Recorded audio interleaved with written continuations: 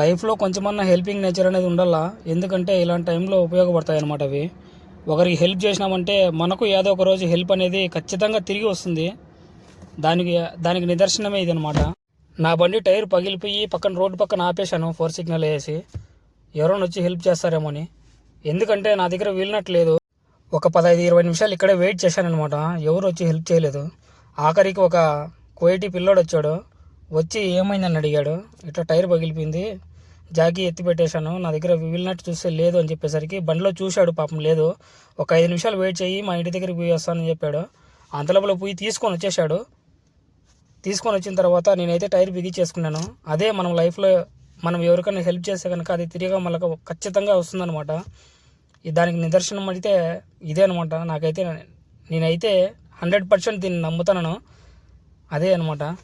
ఉంటానండి, సబ్స్క్రైబ్ చేసుకుని ఉంటా. బాయ్.